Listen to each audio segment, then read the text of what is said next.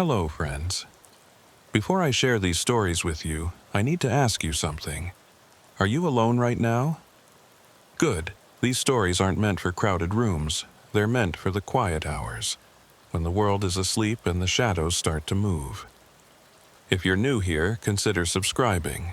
80% of my viewers aren't subscribed, and if these stories keep you awake tonight, I think you belong here. Leave a like if you're brave enough to keep watching. And tell me in the comments, where are you watching from? I want to know who's out there, listening in the dark. My name is Marcus Yazzie, and I've spent the last 3 years trying to forget what happened in October of 2020. 3 years of waking up at 3 a.m. with my heart pounding. 3 years of refusing to drive past certain stretches of highway after dark. 3 years of watching my own people look at me with a mixture of pity and fear, like I'm already dead and just don't know it yet. I'm Navajo, born and raised on the reservation in Chinle, Arizona, right in the shadow of Canyon de Chelly. My grandmother used to tell me stories about the Yi-Nau-Lushi, the ones who walk on all fours. She'd whisper these tales in Diné Bizad, our native language, always at night, always with the curtains drawn and the doors locked. She'd tell me never to speak of them out loud, never to whistle after dark, never to look too long at anything moving in the desert at night. I thought they were just stories. Old superstitions meant to keep children from wandering too far from home. I was a modern Navajo, educated at Arizona State, trained at the police academy in Phoenix. I believed in evidence, in forensics, in the rational explanation that always lurked behind every seemingly supernatural event. I was a fool. I'd been working for the Navajo Nation police for 12 years when everything changed. Stationed in Chinle, population around 5,000, though that number swells during tourist season when the Biligayana, the white people, come to photograph Canyon de Chelly and buy turquoise jewelry from roadside vendors. Most of my job involved the usual reservation problems: domestic disputes fueled by alcohol, drug trafficking along the highways, the occasional cattle theft. Nothing that prepared me for what was coming. The call came in on October 14, 2021, around 9:47 p.m.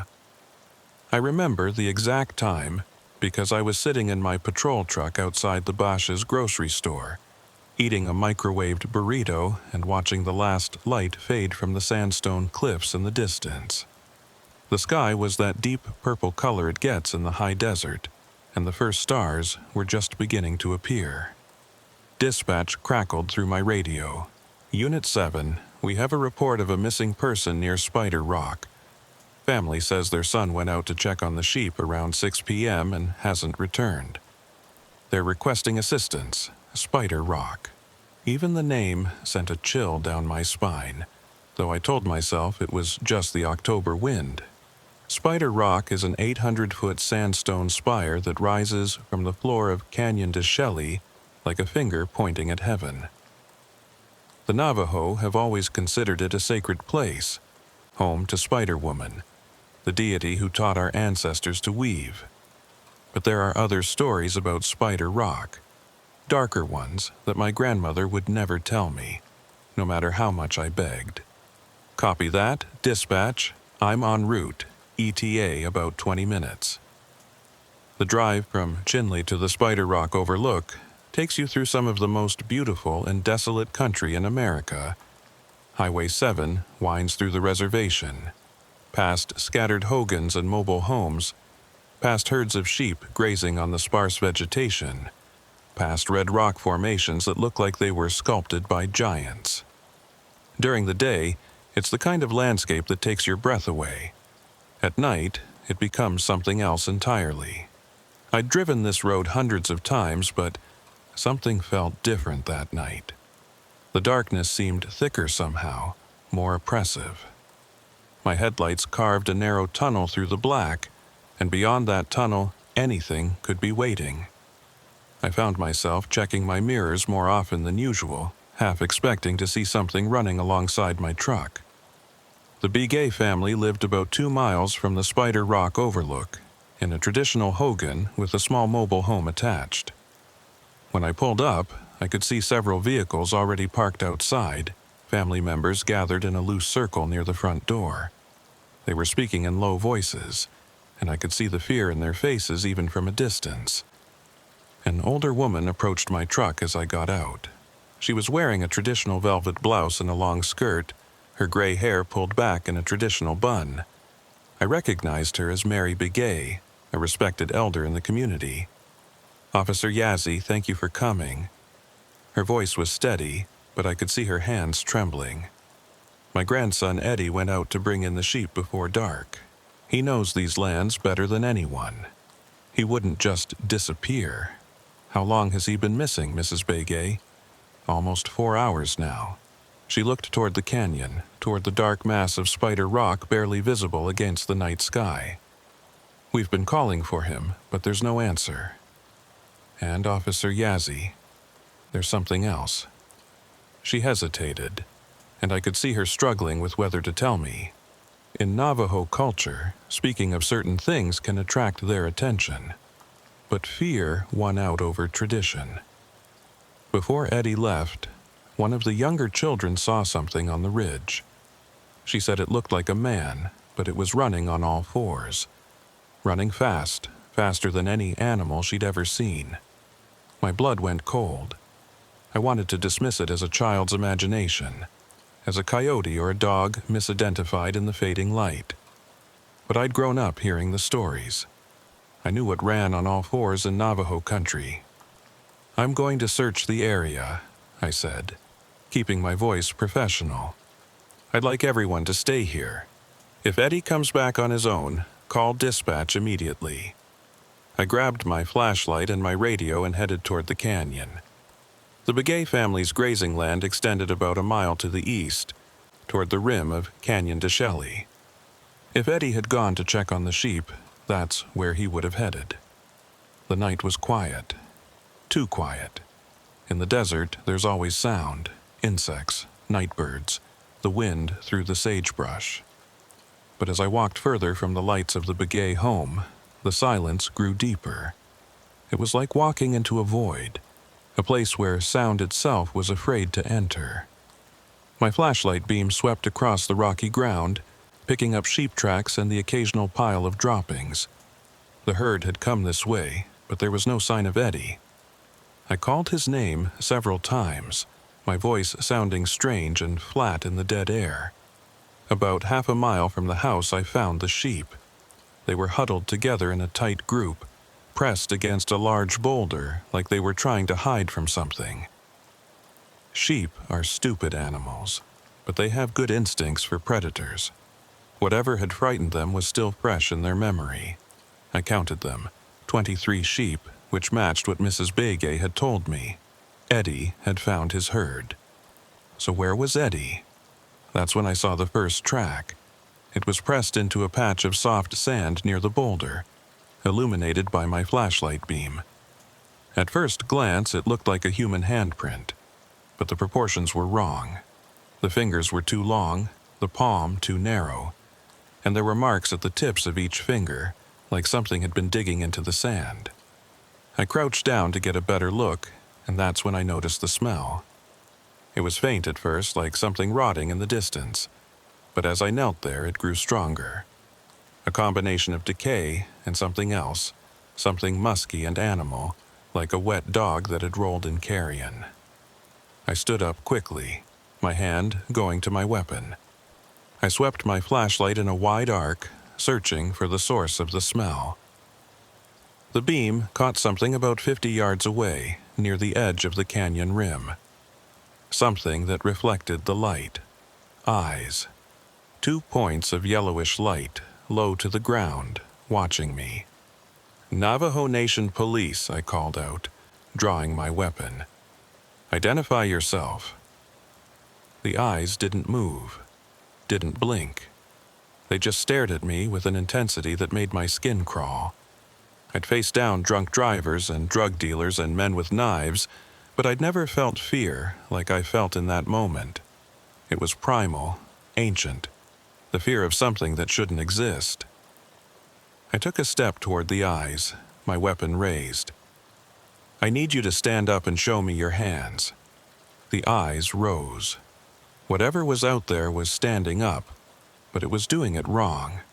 The movement was jerky, unnatural, like a puppet being pulled by invisible strings. And as it rose, I could see the outline of its body against the stars. It was humanoid, roughly the size and shape of a person, but the proportions were wrong. The limbs were too long, the torso too thin, and then it smiled. I couldn't see the smile in the darkness, but I could feel it. A sense of malevolent amusement that radiated from the thing like heat from a fire. It was enjoying my fear, feeding on it. My radio crackled, making me jump. "Unit 7, what's your status?" I keyed the mic without taking my eyes off the thing. "Unit 7, I've got a possible..." I hesitated. What was I going to say? That I was facing down a skinwalker? That a creature from Navajo legend was standing 50 yards away from me, grinning in the darkness? "I've got a situation here, requesting backup." "Copy that, Unit 7. Backup is en route. ETA 15 minutes. 15 minutes. In that moment, 15 minutes felt like a lifetime. The thing took a step toward me and I saw it clearly for the first time. It was wearing clothes, or what had once been clothes. Torn jeans, a flannel shirt hanging in tatters, and around its neck, barely visible in the beam of my flashlight, was a silver and turquoise necklace. I recognized that necklace.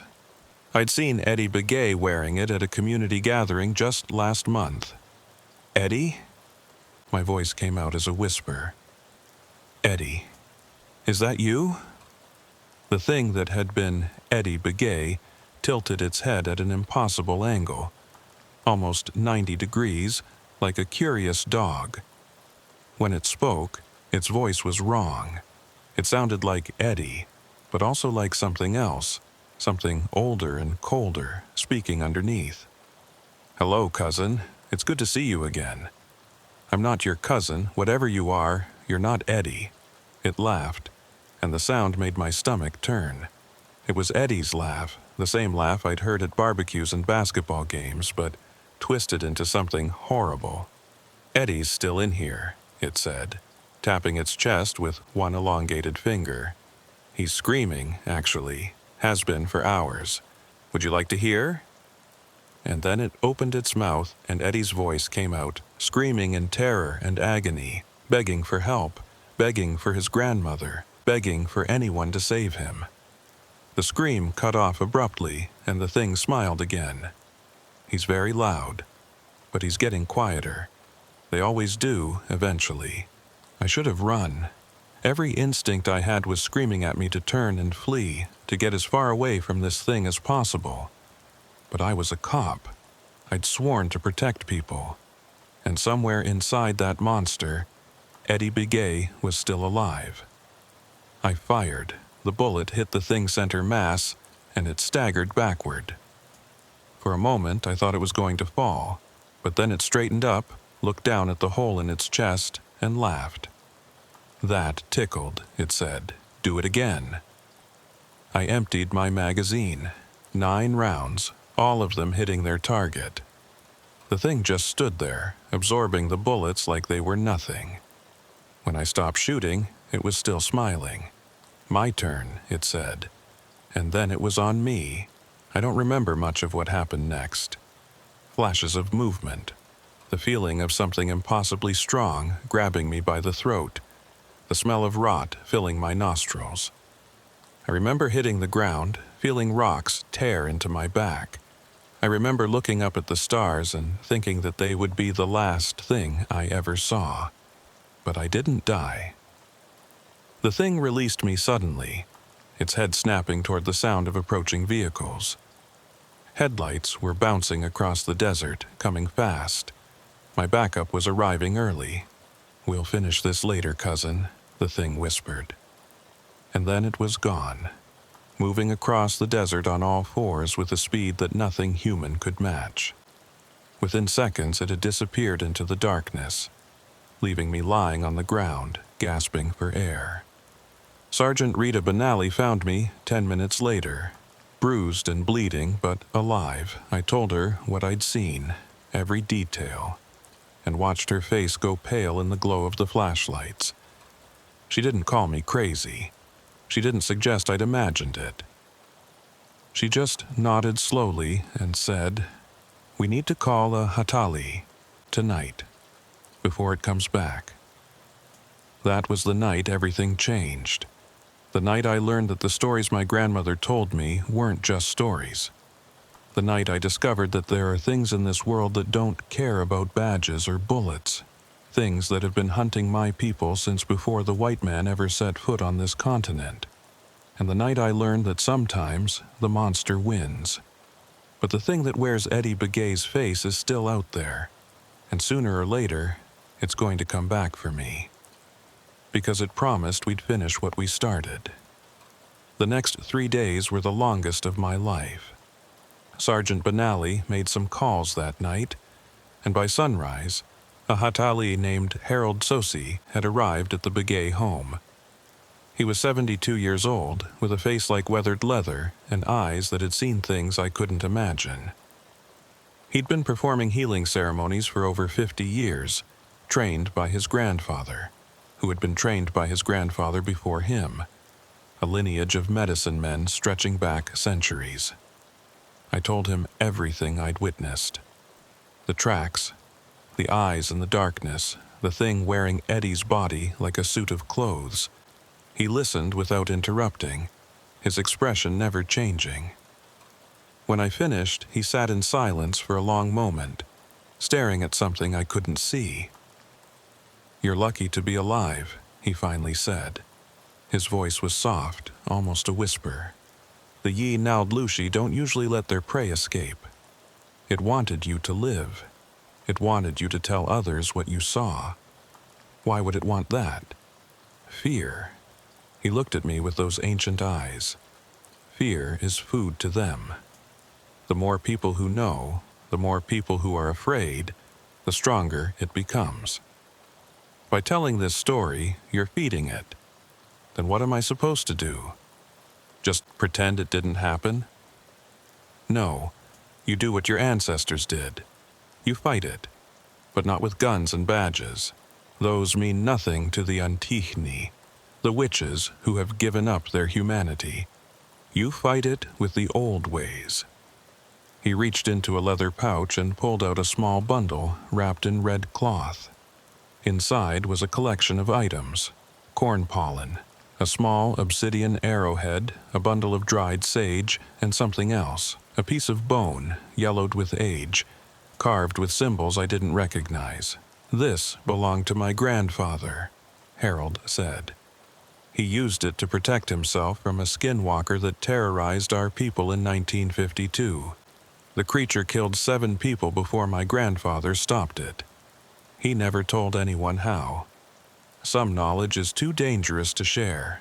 He pressed the bundle into my hands. "Keep this with you at all times. Don't take it off, even when you sleep.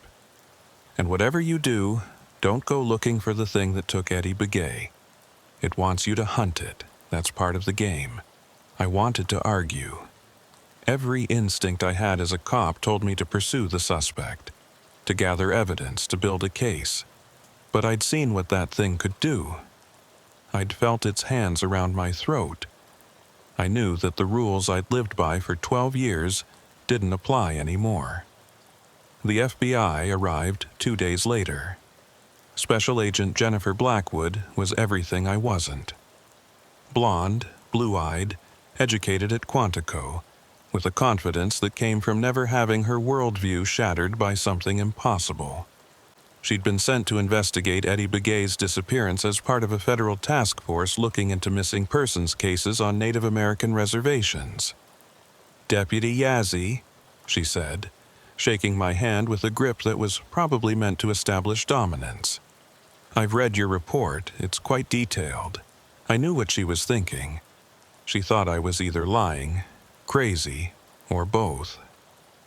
The report I'd filed was technically accurate, but I'd left out the parts that would have gotten me a mandatory psychological evaluation. I'd written about finding tracks, about seeing a figure in the darkness, about being attacked by an unknown assailant. I hadn't mentioned the impossible proportions, the bullets that did nothing, the voice that spoke with Eddie's mouth. I told her what I could, the facts that could be verified. The sheep huddled against the boulder, the tracks in the sand, my injuries, which the hospital had documented as consistent with an assault by a person of considerable strength. "And you didn't see your attacker's face?" she asked. It was dark. He moved fast.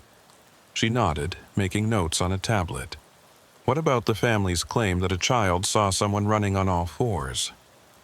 "Kids see things," I said, "especially out here. The desert plays tricks on your eyes at twilight."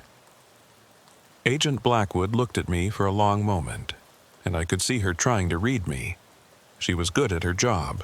She knew I was holding something back. "Deputy Yazzie, I've worked 12 missing persons cases on reservations in the past 2 years. Do you know how many we've solved?" I shook my head. 2, and in both cases the victim was found dead within 48 hours, killed by someone they knew. The other 10 cases? Nothing. No bodies, no evidence, no leads. These people just vanished. She leaned forward, lowering her voice. "I don't believe in coincidences. Something is happening out here. Something that your people don't want to talk about and my people don't want to investigate. If you know something, anything, that could help me find Eddie Begay, I need you to tell me." I thought about Harold Sosey's warning, about the bundle of protective items in my pocket, about the thing that had promised to finish what it started. "There are stories," I said carefully. "Old stories that my people don't like to share with outsiders. Stories about things that live in the desert, things that were here long before us." "What kind of things?" "The kind that don't show up in FBI databases." Agent Blackwood stared at me, and I could see the war playing out behind her eyes. The rational part of her wanted to dismiss what I was saying as superstitious nonsense. But there was another part, the part that had seen 10 people vanish without a trace, that was willing to listen. "Tell me," she said. So I told her everything. The Yi-Nalushi, the Skinwalkers, the Navajo witches who had gained the power to transform into animals by committing the ultimate taboo, killing a close family member. I told her about the ceremonies, the protections, the ways my people had fought these creatures for generations. I told her about the thing wearing Eddie's face, about the bullets that did nothing, about the promise it had made before disappearing into the night. When I finished, she was silent for a long time. "You expect me to believe that a supernatural creature kidnapped Eddie Begay and is now wearing his body like a costume.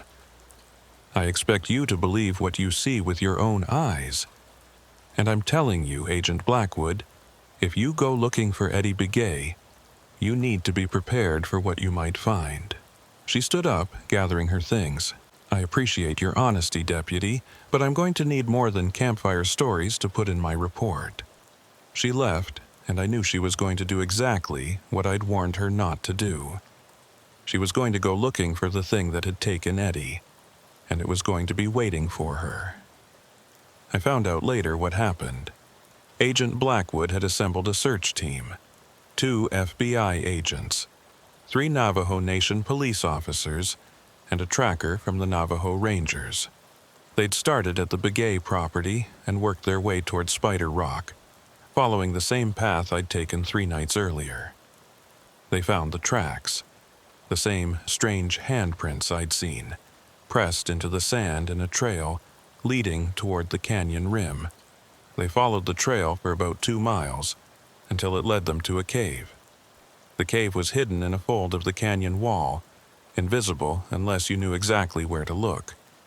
Inside, they found evidence of recent habitation, a fire pit with warm ashes, scattered bones from small animals, and on the walls, painted in something dark and rusty, symbols that none of them recognized. But they didn't find Eddie Begay. What they found instead was a journal.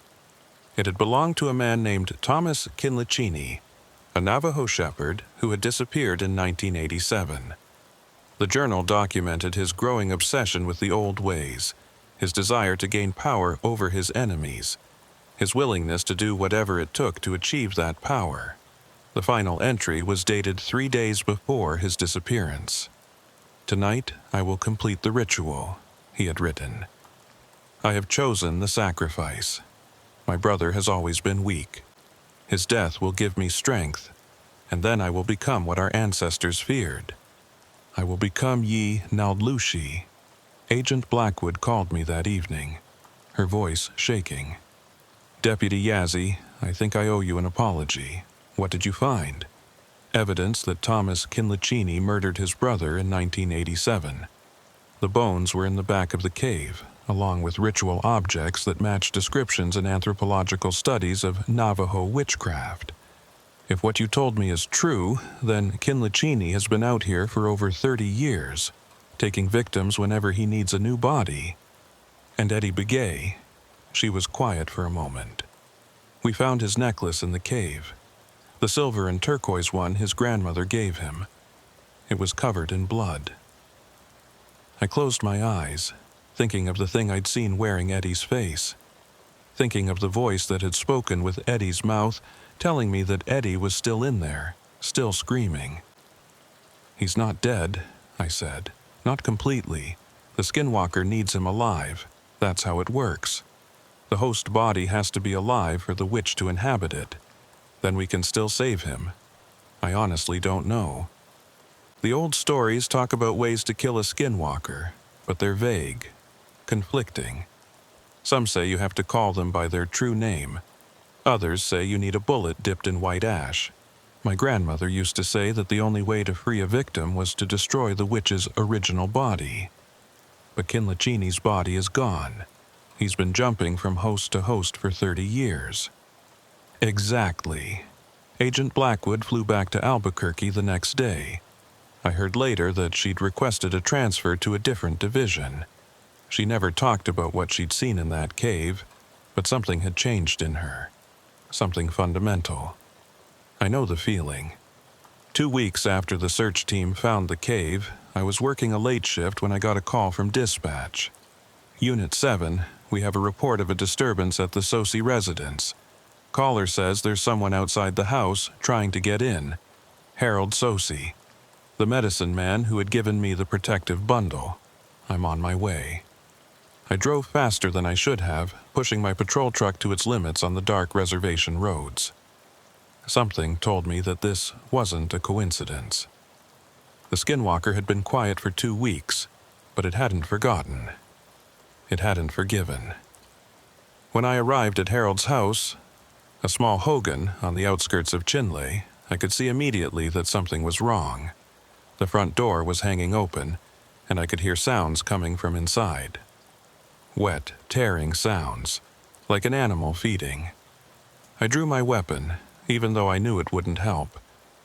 The bundle Harold had given me was pressed against my chest, under my uniform, and I could feel it growing warm against my skin. "Navajo Nation Police," I called out. "I'm coming in." I stepped through the doorway and into a nightmare. Harold Sosi was lying on the floor of his hogan, his body broken and twisted in ways that shouldn't have been possible. Blood was everywhere, splashed across the walls, pooling on the dirt floor.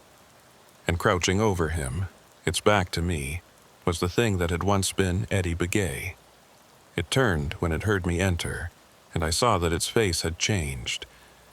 It was no longer trying to look human. The features had stretched and distorted, the mouth too wide, the eyes too large, the skin pulled tight over a skull that seemed to be reshaping itself before my eyes. "Hello again, cousin," it said, and its voice was different now. Deeper, older, like the sound of rocks grinding together underground. "I told you we'd finish this." I raised my weapon even though I knew it was useless. "What did you do to him?" The old man? He thought his trinkets could protect him, thought his ceremonies could keep me away. The thing stood up, unfolding itself to its full height. It was taller than before, at least 7 feet, its limbs elongated and wrong. But I've been doing this for a long time, cousin. Longer than you can imagine. I've learned things that the old medicine men have forgotten. It took a step toward me, and I took a step back. Your grandmother knew, it continued. Sarah Yazzie. She was a powerful woman. I tried to take her once, back in 1973. Did she ever tell you about that? My blood went cold. My grandmother had died when I was 15, and she'd never spoken about anything like that. But I remembered her fear of the darkness, her insistence on keeping the doors locked, her whispered prayers in Dine Bizad whenever the wind blew too hard. She escaped me, the thing said, used an old protection that I hadn't seen before. It hurt me badly, took me years to recover, but I never forgot. I've been watching your family ever since, waiting for my chance. You killed Harold because of me. The thing smiled, and its mouth stretched impossibly wide. I killed the old man because he gave you something that belongs to me. I can smell it on you, cousin. The bone. My grandfather's bone. I felt the bundle under my shirt, the carved piece of yellowed bone that Harold had said belonged to his grandfather. Your grandfather was a skinwalker, I said, understanding dawning. Harold's grandfather didn't stop you. He was you, or part of you. Very good. The thing took another step toward me. Thomas Kinlicini was just the latest body. Before him, there were others, dozens of others, stretching back generations. I am older than your tribe, cousin. Older than the Navajo, older than the Apache, older than the Anasazi who built their cities in these cliffs and then vanished without a trace. What are you? I am hunger, it said. I am the darkness that waits. I am the thing your ancestors learned to fear before they had words to describe me. And tonight, I'm going to wear your skin. It lunged, but something strange happened. The bundle under my shirt flared with heat, and the air between us seemed to solidify. The thing slammed into an invisible barrier and recoiled, screaming in a voice that wasn't human. No, it howled. That's not possible. The old protections are dead. I didn't understand what was happening, but I knew an opportunity when I saw one. I backed towards the door, keeping my weapon raised. This isn't over, the thing snarled. It was writhing on the floor now, its body twisting and contorting like it was in agony. The bone, the ritual, they can't protect you forever. Sooner or later, the power will fade, and I will be waiting. I ran. I got in my truck and I drove, not stopping until I reached the Chino police station. I told them what I'd found at Harold's house, but I left out the parts that couldn't be explained. Another unsolved murder on the reservation. Another victim of something that the authorities couldn't understand and didn't want to believe in. That was 3 years ago. I still carry the bundle that Harold gave me. I've had medicine men examine it, try to understand how it works, but none of them can explain it. They say the power should have faded by now, that whatever ceremony created it has been lost for generations. But it hasn't faded. If anything, it's grown stronger. And sometimes, late at night, I can feel the bone warming against my chest, like it's responding to something. Like it knows the thing that killed Harold Sosi is still out there, still watching, still waiting. I transferred out of Chinle last year, moved to Window Rock, where there are more people, more lights, more noise to drown out the silence of the desert. But I know it doesn't matter. The thing told me itself. It's been watching my family for 50 years. It's patient. It can wait. And somewhere out there in the vast darkness of the Navajo Nation, the thing that wears Eddie Begay's face is hunting, taking new victims, building its strength for the day when the protection finally fails. My grandmother was right about everything. The stories weren't just stories. The warnings weren't just superstition. There are things in this world that we were never meant to see, things that have been preying on humanity since before we had words to describe them. And sometimes when the wind blows just right and the stars align in certain patterns, those things come looking for us. Sleep well tonight, friends. Lock your doors, close your curtains, and whatever you do, don't look too long at anything moving in the darkness, because it might be looking back. My name is Connor Reeves, and I need to tell you about the ranch. You've probably heard of it. Everyone has these days. They've made TV shows about it, written books, produced documentaries that rack up millions of views on streaming platforms. They call it the most scientifically studied paranormal hotspot in the world. They call it a window to another dimension. They call it a lot of things. I call it the place that took everything from me. I moved to Utah in 2017, transferred from a sheriff's department in rural Montana after my wife Laura got a teaching job at the high school in Roosevelt. Uintah County seemed like a good fit for us. Quiet, rural, the kind of place where you could raise kids without worrying about the problems that plague bigger cities. Our twin boys, Michael and David, were 11 at the time, and they took to the open spaces like fish to water. I'd been a cop for 13 years by then, and I thought I'd seen everything. Domestic disputes, drug busts, fatal car accidents on icy mountain roads. The usual catalog of human misery that comes with wearing a badge. But nothing in my experience prepared me for what was waiting in the Uintah Basin. The first time I heard about the ranch was during my initial briefing with Sheriff Douglas Pemberton. Doug was a lifer, born and raised in Vernal. Been wearing a badge in Uintah County for over 30 years. He was the kind of lawman who measured his words carefully, who never said anything he didn't mean. "There's something you need to know about this county," he told me on my first day. "There's a property about 15 miles southwest of here, off Highway 40. Locals call it different things. The Sherman Ranch, the UFO Ranch.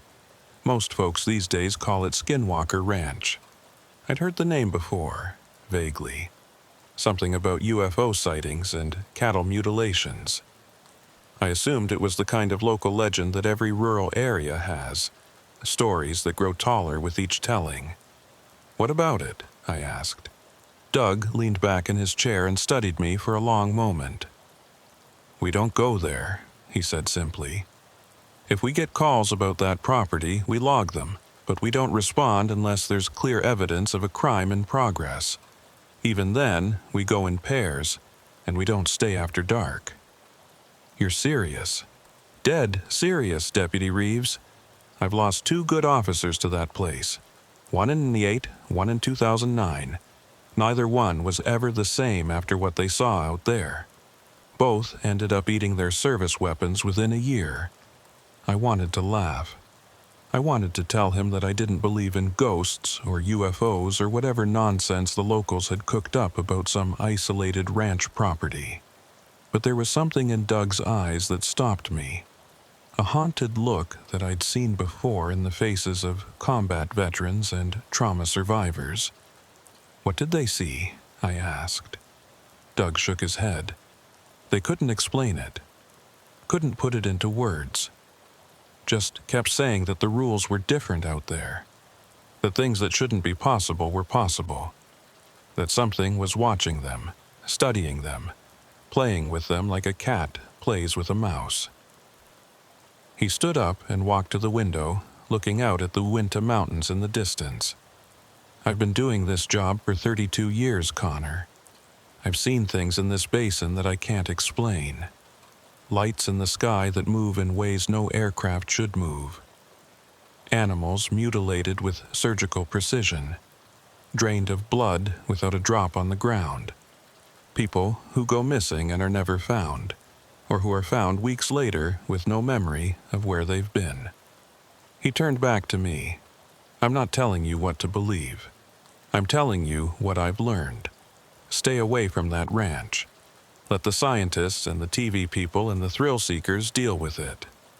Our job is to protect the people of this county, and we can't do that if we're dead or crazy." For 5 years, I followed his advice. I worked my patrol routes, handled the calls that came in, built a life with my family in the shadow of the Uinta Mountains. Sometimes, late at night, I'd see strange lights in the sky to the southwest, in the direction of the ranch. Sometimes I'd hear stories from other deputies about things they'd seen or heard. But I kept my distance. I had a family to think about. I had responsibilities. And then, in March of 2022, everything changed. The call came in on a Tuesday night, around 11:30 p.m. I was working the graveyard shift, patrolling the highway between Roosevelt and Vernal, when dispatch contacted me.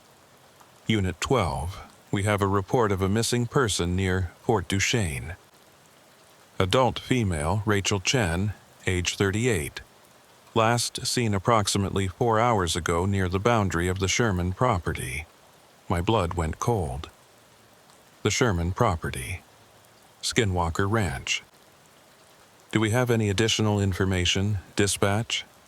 Complainant is Dr. Nathan Cross, identifies himself as a researcher. Says the missing woman is part of his team. They were conducting equipment tests near the eastern boundary of the property when she separated from the group to investigate what she described as unusual sounds.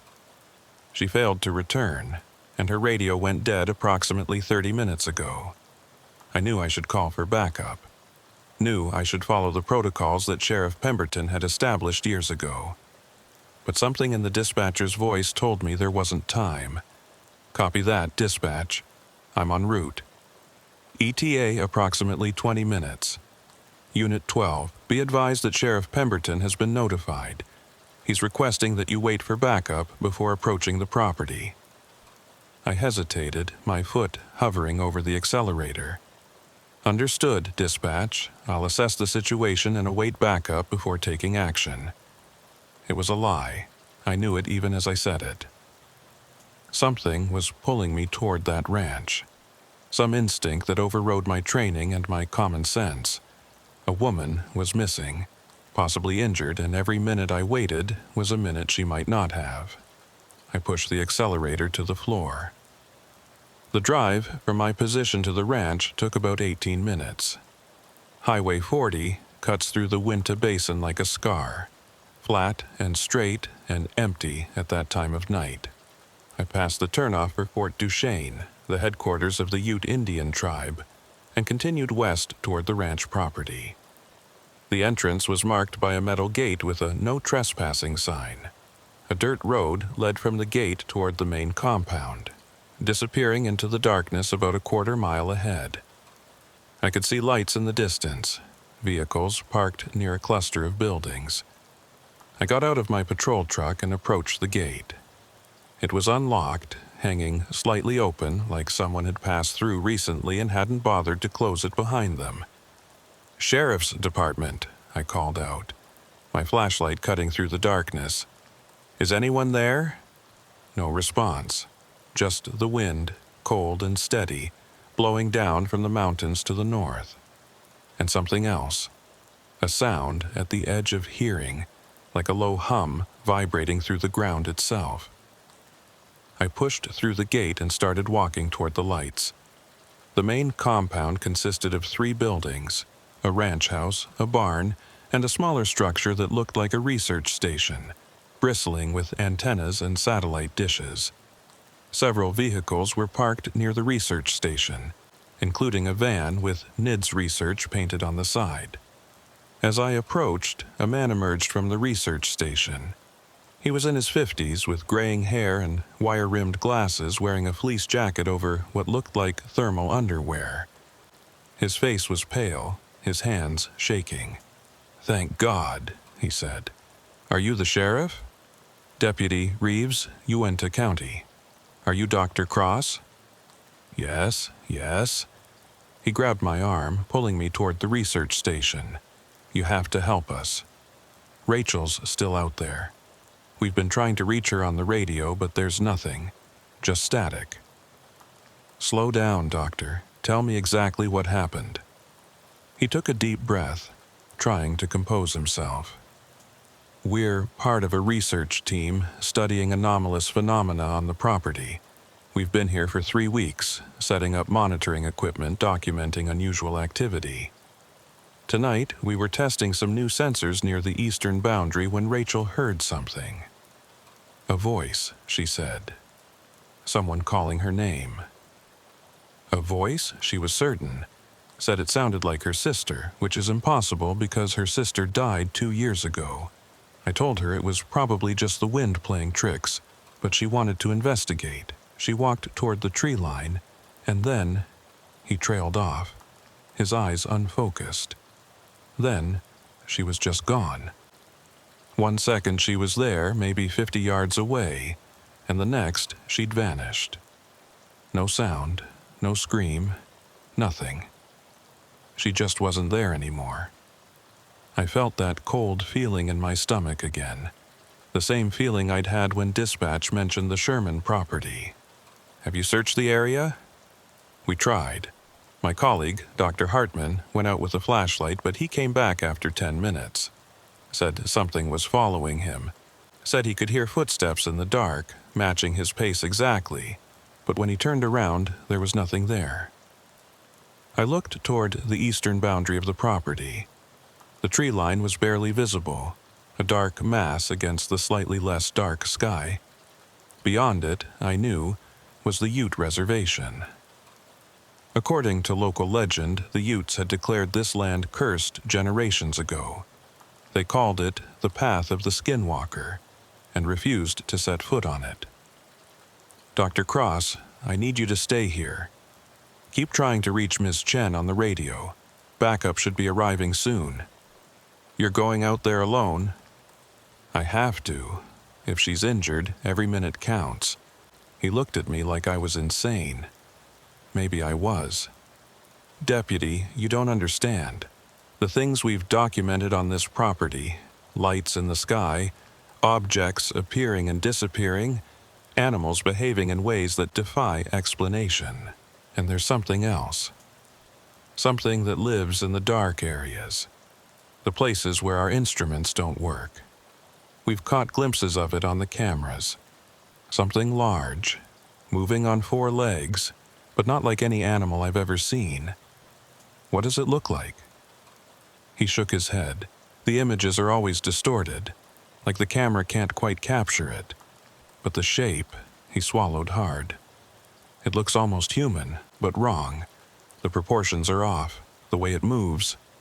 I thought about Sheriff Pemberton's warnings, about the 2 deputies who'd eaten their guns after what they'd seen on this property, about the stories I'd heard whispered in the break room, the incidents that never made it into official reports. But Rachel Chen was out there somewhere, possibly hurt, possibly worse, and I'd taken an oath to protect people. "Stay here," I said again, and started walking toward the tree line. The first thing I noticed was the silence. On a March night in Utah, you expect to hear things. The wind in the brush, the distant yip of coyotes, the occasional owl. But as I moved away from the compound and toward the eastern boundary, those sounds faded. It was like walking into a bubble of dead air, where sound itself was afraid to enter. I swept my flashlight across the ground, looking for tracks, for any sign of where Rachel Chen might have gone. The soil here was sandy, dotted with sagebrush and rabbit brush, and it should have held footprints well, but I couldn't find any. It was like she'd just floated away. "Rachel," I called out. "Rachel Chen, this is the sheriff's department. Can you hear me?" My voice fell flat, absorbed by the silence. No echo, no response. Just that low hum I'd noticed earlier, seeming to come from everywhere and nowhere at once. I continued walking, following the general direction that Dr. Cross had indicated. The tree line was closer now, maybe 100 yards away. I could make out individual shapes, cottonwoods and willows clustered around what was probably a seasonal creek bed. Good cover for someone who wanted to hide, or for something that wanted to hunt. That's when I heard the voice, "Connor." I froze, It was my name, spoken clearly, but the voice was wrong. It sounded like Laura, my wife, but with something underneath it. A second voice, deeper and older, speaking the same word a fraction of a second later, like an echo that came before the sound. "Laura!" I spun around, sweeping my flashlight across the darkness. "Laura, is that you? Connor, come here, I need you." It was definitely Laura's voice, but Laura was at home, 15 miles away, probably asleep. There was no way she could be here. "Who's there?" I drew my weapon, holding it alongside my flashlight. "Identify yourself." The voice came again, but this time from a different direction. Behind me, toward the tree line. "Connor, I'm scared. Please help me." I turned and saw it. It was standing at the edge of the trees, maybe 70 yards away. In the beam of my flashlight, I could make out a humanoid shape, roughly the size and proportions of a person. But it was wrong in ways that my brain struggled to process. The limbs were too long, jointed in too many places. The head was tilted at an angle that no human neck could achieve. And its skin, if you could call it that, seemed to absorb the light rather than reflect it. "Laura?" My voice came out as a whisper. The thing tilted its head further, almost upside down now, and when it spoke again, it was with my wife's voice, but the mouth didn't move. The sound came from somewhere else, somewhere inside the thing, like it was playing a recording from deep within its chest. "I've been waiting for you, Connor. I've been waiting so long." And then it smiled.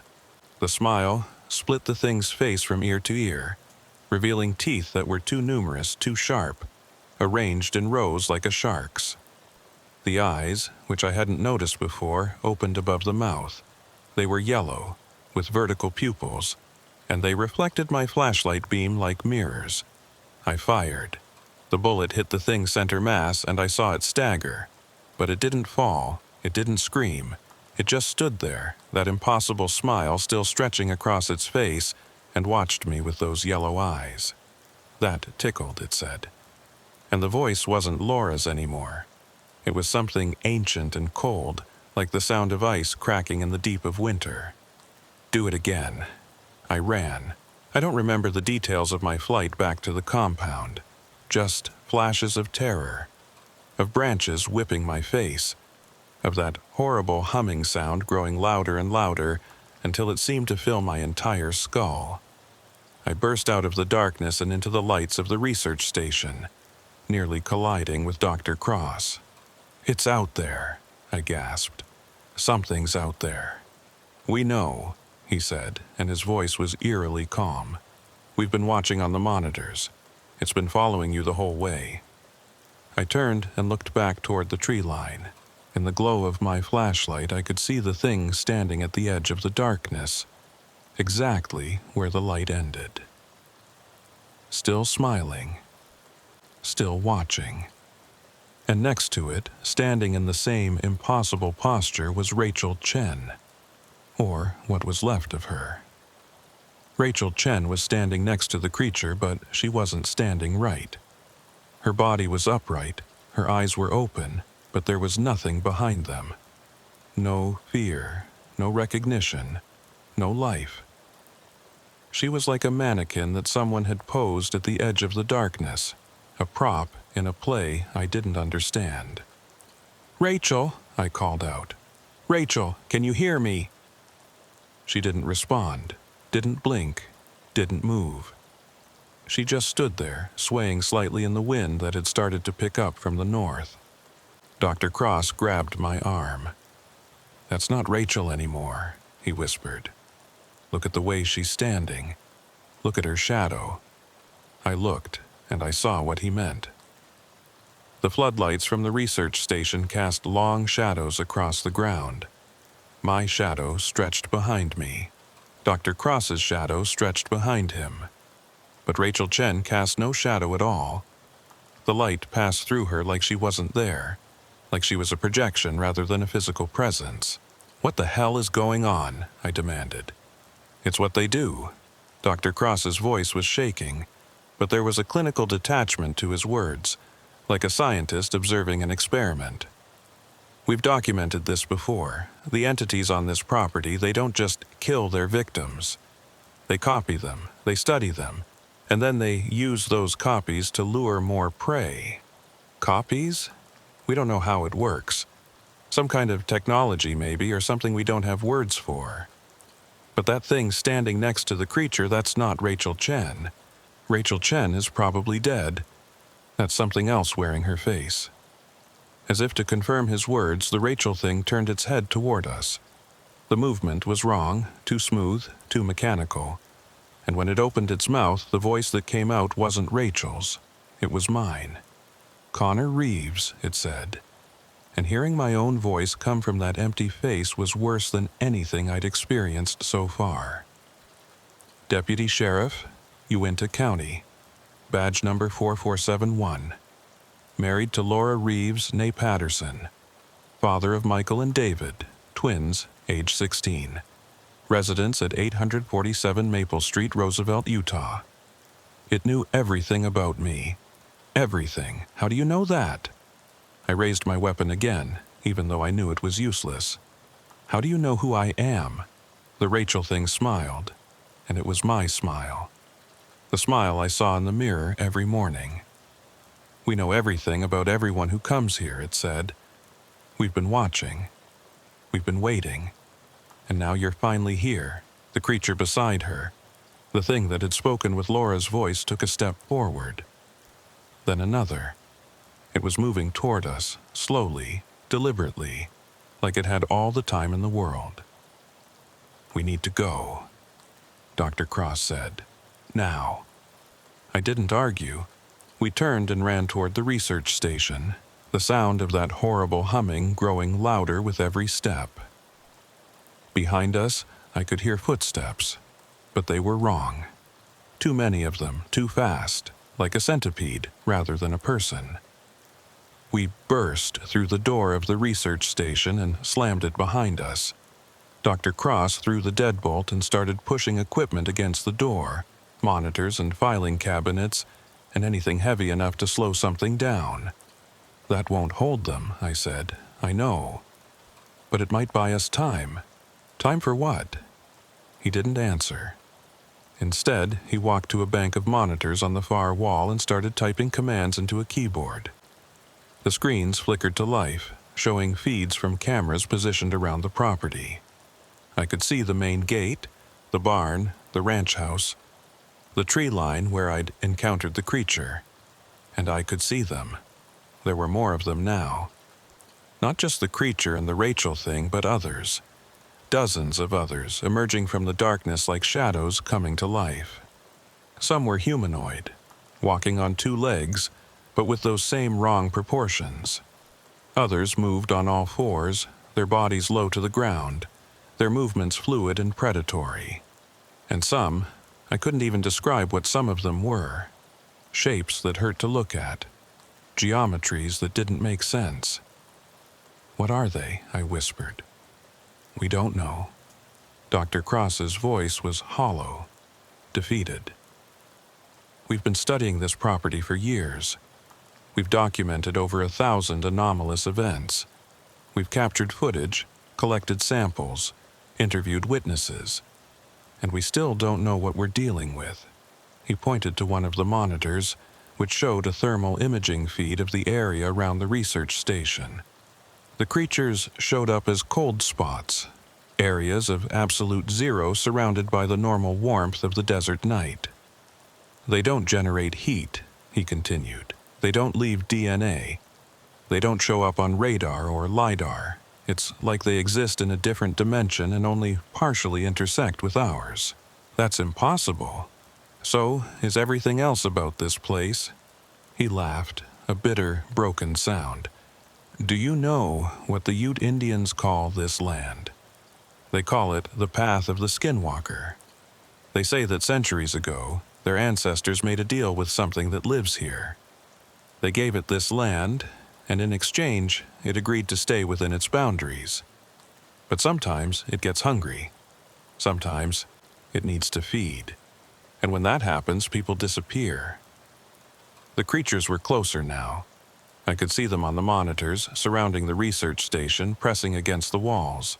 The building itself seemed to groan under their attention, the metal frame creaking and popping like it was being squeezed by invisible hands. Is there another way out of here? There's a tunnel.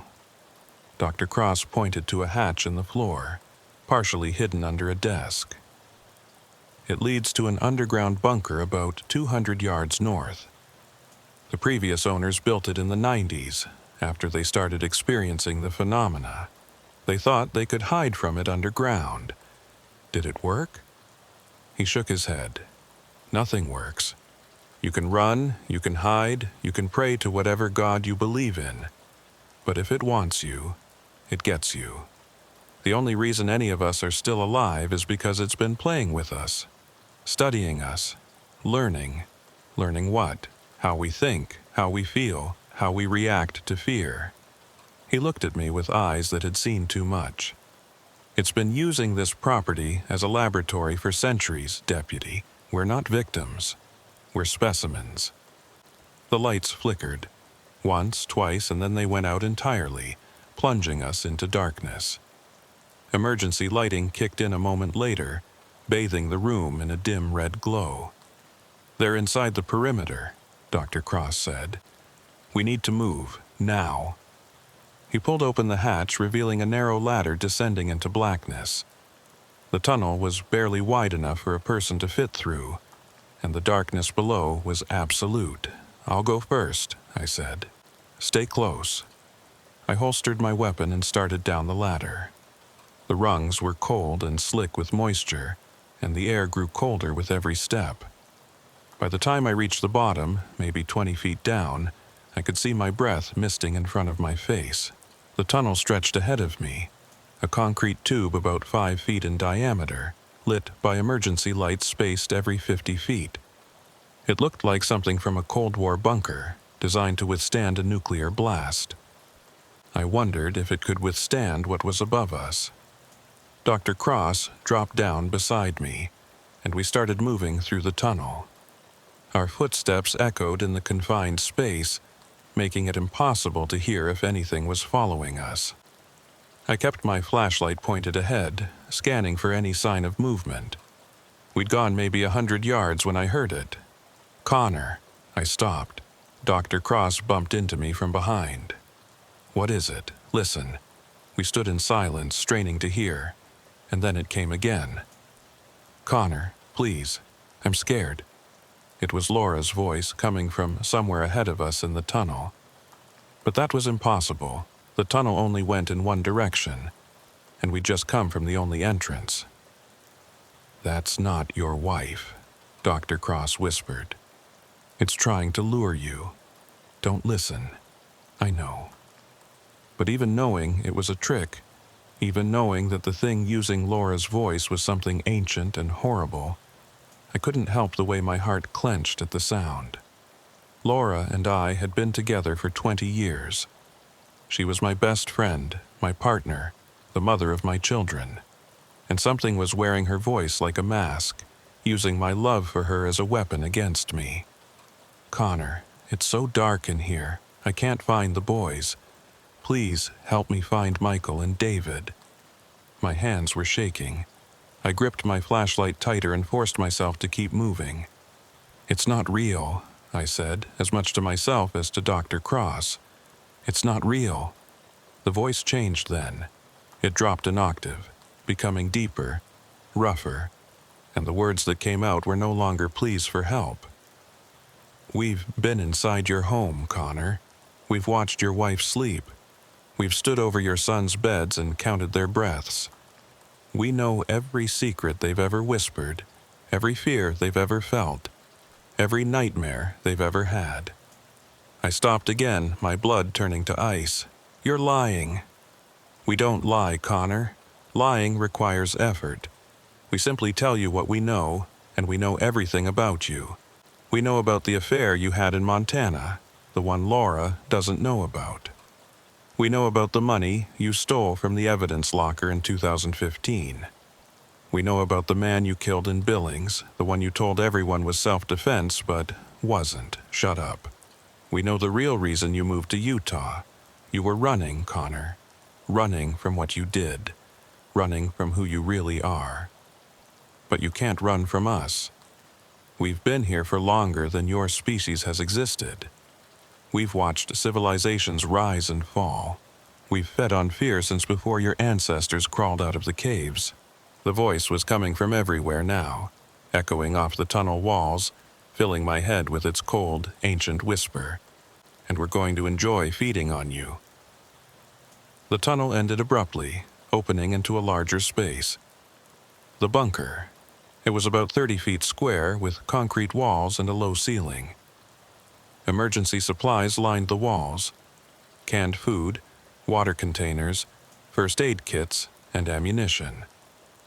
A generator hummed in one corner, powering a bank of monitors that showed feeds from cameras throughout the property. But the bunker wasn't empty. There were people here. At least a dozen of them sitting on the floor, standing against the walls, lying in corners. Men and women, different ages, different ethnicities. They looked up as we entered, and their eyes were the same as Rachel Chen's. Empty, hollow, dead. Oh, God, Dr. Cross whispered. These are the missing researchers. Everyone we've lost over the past 3 years. They're all here. One of the figures stood up. It was a man in his 30s wearing a lab coat that was stained with something dark. When he spoke, his voice was a chorus of different voices, all speaking in unison. Welcome home, Connor. We've been waiting for you. The other figures rose as well, moving toward us with that same wrong gait, that same mechanical smoothness. They weren't attacking, not yet. They were surrounding us, cutting off any chance of escape. Dr. Cross was backing toward the entrance, but more figures were emerging from the tunnel behind us. We were trapped. What do you want? I demanded, raising my weapon even though I knew it was pointless. The man in the lab coat tilted his head, considering the question. Want? We don't want anything. We simply are. We exist. We feed. We grow. Your kind builds religions around us, tells stories about us, tries to understand us with your primitive science. But you can never understand. We are as far beyond your comprehension as you are beyond the comprehension of an insect. Then why keep us alive? Why not just kill us? Because death is quick. Death is final. But fear, the figure smiled, and it was the most horrible thing I'd ever seen. Fear lasts. Fear echoes. Fear spreads from one mind to another like a virus. Every person who hears this story will feel a little of what you're feeling right now. And that fear will feed us, will sustain us, will make us stronger. It took a step closer, close enough that I could smell its breath. It smelled like rotting meat and ozone, like something that had died and been brought back wrong. You're going to leave this place, Connor Reeves. You're going to go home to your wife and your sons, and you're going to tell them what you saw. You're going to tell everyone what you saw, and for the rest of your life, you're going to wonder when we're coming back for you, when we're going to collect what you owe us. I don't owe you anything. Everyone owes us, Connor. Everyone who has ever felt fear in the dark. Everyone who has ever looked over their shoulder and wondered if something was watching. You've been feeding us your whole life. Tonight, you just learned what you were feeding. The figures parted, creating a path back to the tunnel entrance. The man in the lab coat gestured toward the opening. Go, tell your story, spread the fear, and know that we'll be watching. Always watching, waiting for the right moment to collect. I didn't need to be told twice. I grabbed Dr. Cross and pulled him toward the tunnel, moving as fast as I could without running. The figures watched us go, their empty eyes tracking our movement, their mouths curved in identical smiles. We emerged from the tunnel into the cold night air, maybe 200 yards from the research station. The creatures were gone. The Rachel thing was gone. The property looked normal, peaceful even, the lights of the compound glowing warmly against the darkness. But I knew they were still there, still watching, still waiting. Sheriff Pemberton found us at dawn, sitting in my patrol truck at the entrance to the property. I don't remember much of what happened after we left the bunker. I think I drove. I think Dr. Cross tried to talk to me, but all I could hear was that voice, that horrible chorus of voices, telling me that they'd been inside my home. I resigned from the sheriff's department 2 weeks later. I told Laura everything, about the ranch, about what I'd seen, about the things the creature had said. I expected her to think I was crazy. I expected her to leave me. Instead, she held me while I cried, and then she started packing our bags. We left Utah that same week, moved to Florida, as far from the Uinta Basin as we could get. I took a job as a security guard at a shopping mall, something mindless and safe, something that didn't require me to go out at night. But it doesn't matter where we go. It doesn't matter what I do, because every night, when I close my eyes, I hear Laura's voice coming from the darkness. I see Rachel Chen standing at the edge of the light, casting no shadow. I feel the cold breath of something ancient and horrible on the back of my neck, and I know that someday it's going to come back for me. The creatures at Skinwalker Ranch aren't ghosts or demons or aliens. They're something worse, something that has always been here, feeding on our fear, growing stronger with every story we tell. They let me go because they knew I would spread the infection. They knew that everyone who hears this story will carry a piece of them inside. So, if you're listening to this, I'm sorry. I'm sorry for what I've done to you. I'm sorry for the nightmares you're going to have, for the shadows you're going to see in the corners of your vision, for the voices you're going to hear when you're alone in the dark. They're real, they're hungry, and now they know you exist. Sleep well tonight, if you can. My name is Gabriel Montoya, and I've been a cop in New Mexico for 22 years. I've worked homicides in Albuquerque, drug interdiction on the border, gang task forces in Las Cruces. I've seen men shot, stabbed, burned alive. I've pulled children's bodies from wrecked cars and notified parents that their kids weren't coming home. I thought I knew what evil looked like. I was wrong. Real evil doesn't wear a human face. Real evil is older than humanity, older than language, older than the rocks themselves.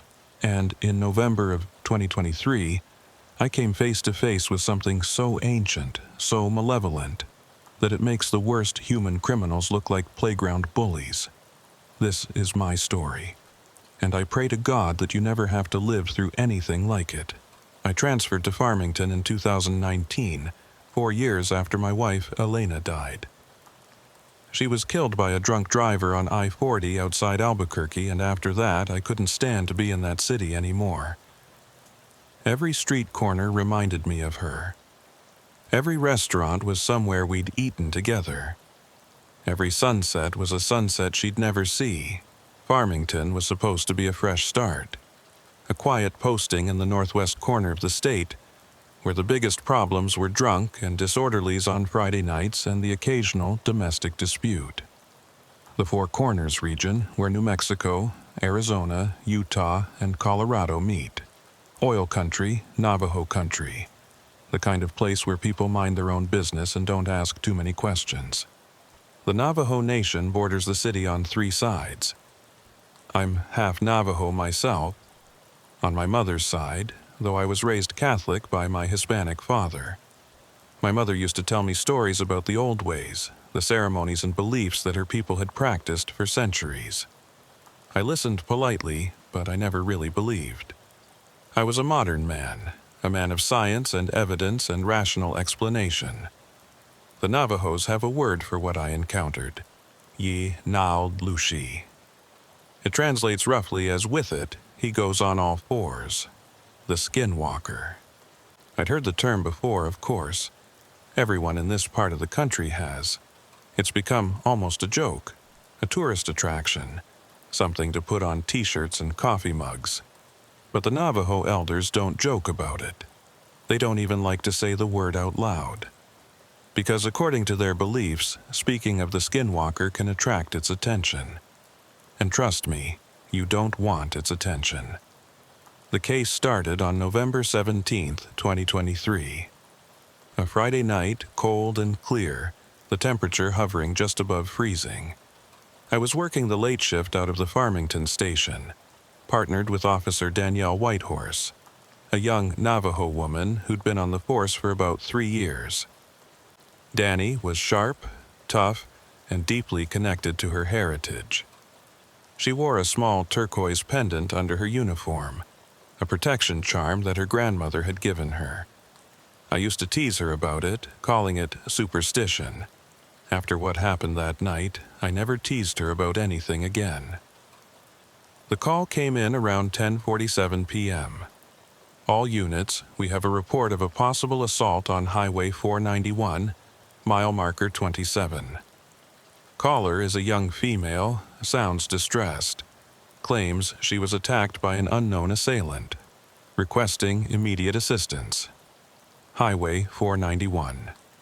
The locals still call it by its old name, Highway 666, the Devil's Highway. It runs north from Gallup through the Navajo Nation, past Shiprock, and up into Colorado. At night, it's one of the loneliest stretches of road in America. Miles of nothing but desert and darkness, and the occasional pair of headlights. We were maybe 15 minutes from the location. I hit the lights and sirens and pushed the cruiser up to 90, the engine roaring as we raced through the night. "What do we know about the caller?" I asked Danny. Female, approximately late teens or early 20s. She said she was driving north from Gallup when something ran out in front of her car. She swerved to avoid it and ended up in a ditch. When she got out to check the damage, something attacked her. Something? Not someone? Danny glanced at me, and even in the dim glow of the dashboard lights I could see the unease in her eyes. She said it looked like a person, but it wasn't. Said it was running on all fours, but faster than any animal she'd ever seen. Said it had a human face, but the eyes were wrong. Yellow, like a cat's. My grip tightened on the steering wheel. I wanted to dismiss it as shock, as trauma, as the kind of confused account that witnesses often give after a violent encounter. But something in Danny's voice told me she wasn't dismissing it. "You believe her?" "I believe she saw something, Sergeant. Whether it was what she thinks it was..." She trailed off, her hand moving unconsciously to the turquoise pendant at her throat. Out here, you learn not to dismiss things just because they don't make sense. We reached mile marker 27 in just under 12 minutes. The scene was exactly as the caller had described. A small sedan in the ditch on the west side of the road, its headlights still on, the driver's door hanging open. I could see a figure huddled in the beam of the headlights. A young woman with dark hair wrapped in a blanket that she must have gotten from her car. I pulled the cruiser onto the shoulder and killed the siren, but left the lights flashing. Protocol for a scene like this was to approach carefully, assess the victim, secure the area. But as I stepped out of the car, something felt wrong. The air was too still, too quiet. No wind, no insects, no sound at all except for the idle of our engine and the soft sobbing of the woman in the ditch. Danny felt it too. I could see her hand resting on her weapon, her eyes scanning the darkness beyond the reach of our headlights.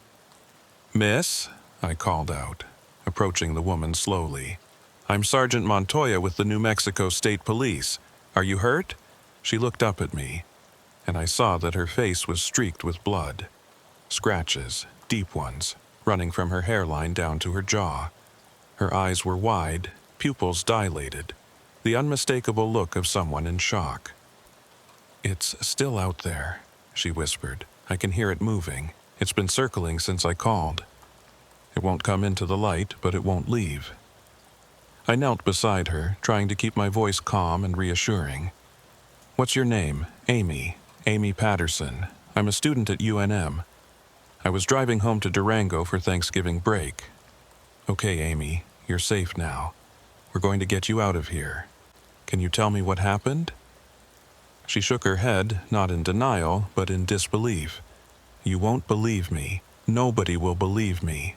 Try me. She took a deep, shuddering breath. I was driving, maybe 65, 70 miles an hour. The road was empty. I hadn't seen another car for at least 20 minutes. And then something ran across the highway in front of me. At first, I thought it was a deer, but it was too big. And the way it moved, it wasn't right. It was running on 4 legs, but the legs were too long, and they bent in the wrong places. She paused, her eyes focusing on something I couldn't see. I swerved to avoid it and lost control. The car went into the ditch. I wasn't hurt, just shaken up.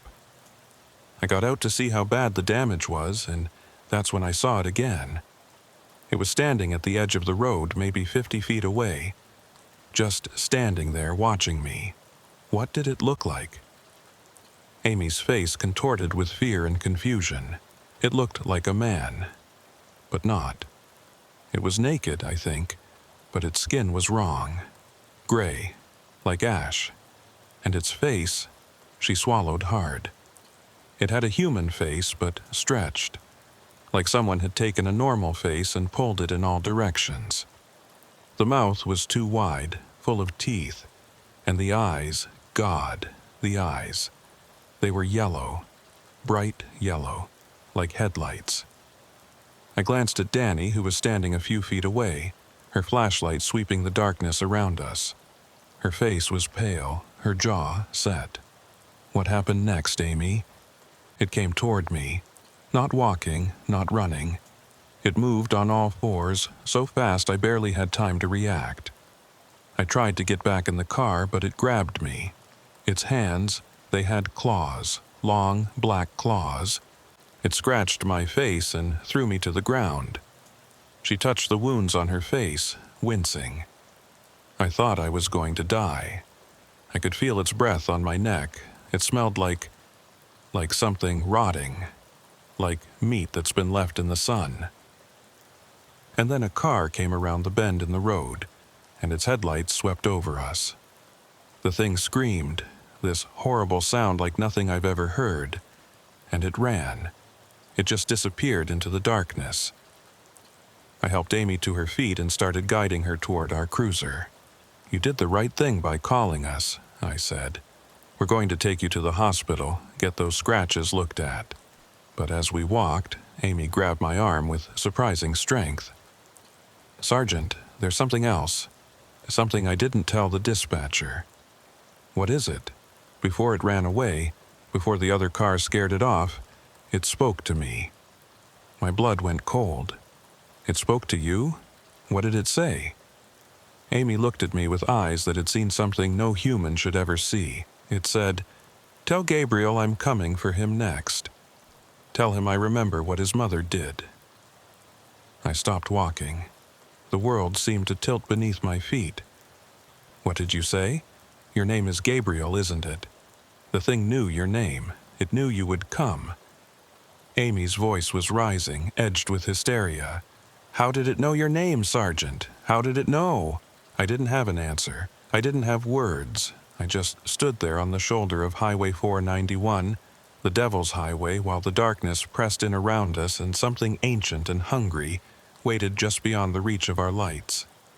And I heard my mother's voice in my head. Her voice from 20 years ago, when I told her I didn't believe in the old stories. The Skinwalkers don't care if you believe in them, mijo. They only care if you're afraid.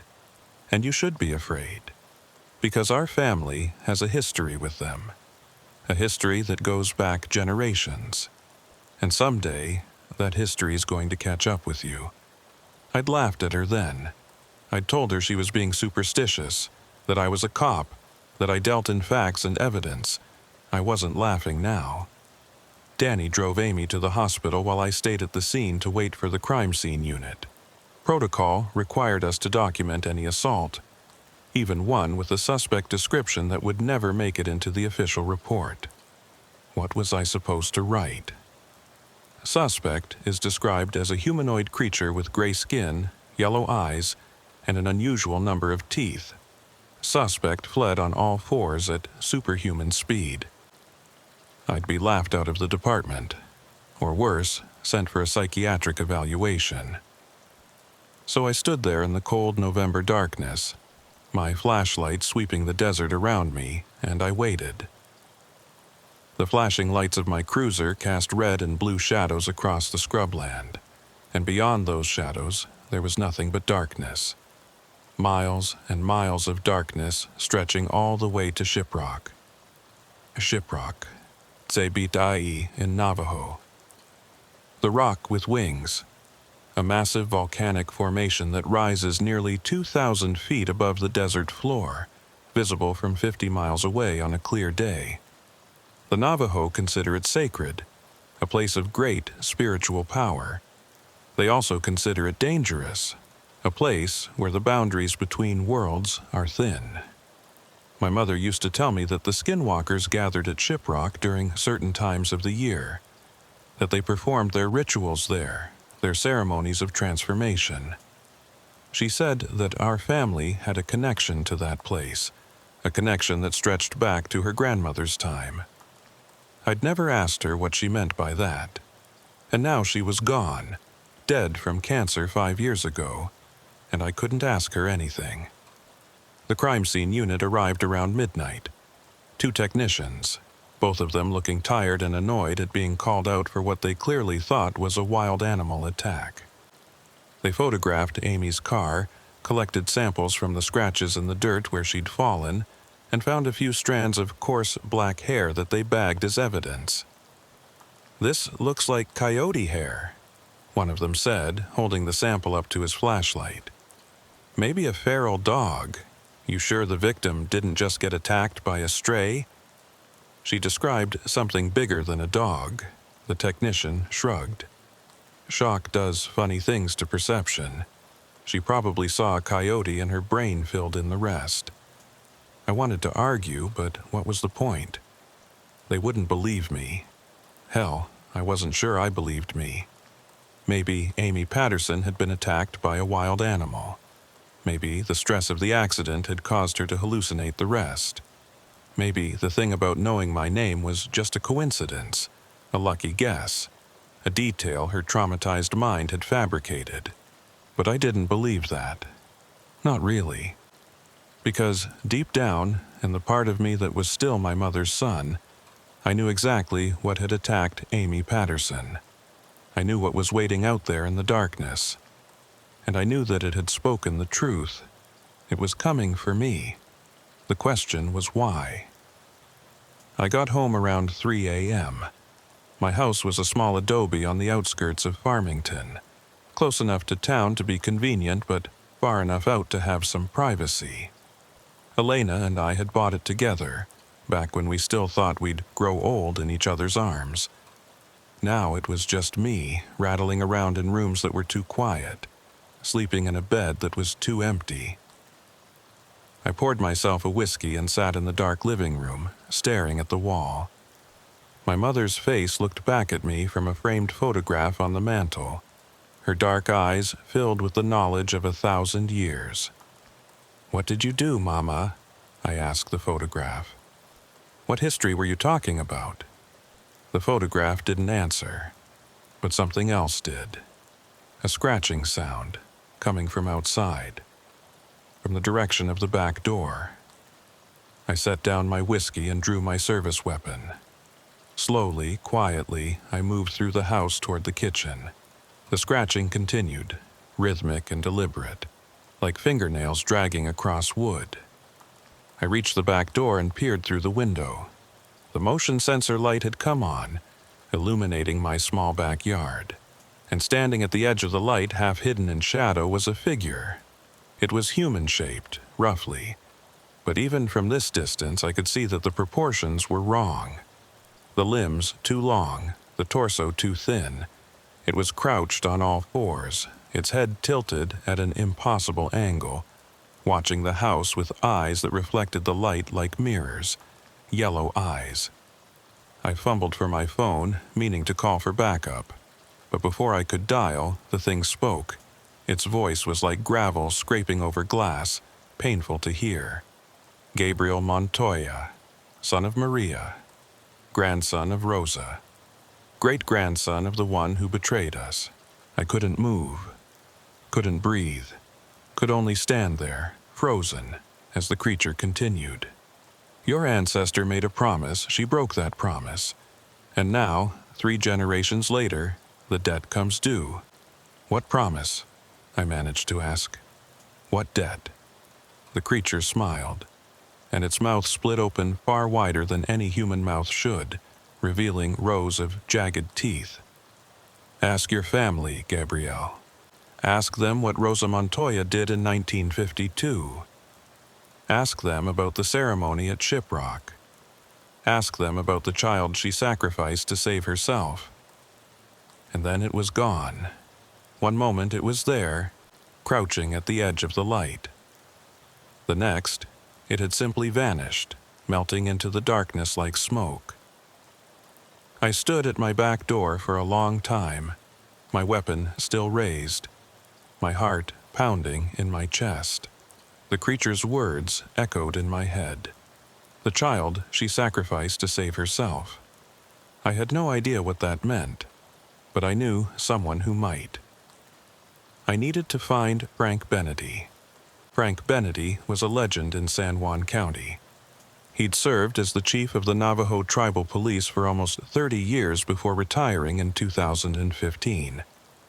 During that time, he'd worked hundreds of cases on the reservation, everything from petty theft to murder. But what made him legendary wasn't his arrest record. It was the other cases, the ones that never made it into official reports, the cases involving things that the white man's law didn't have words for. I'd heard stories about Frank from other cops, always told in whispers, always with a nervous glance over the shoulder.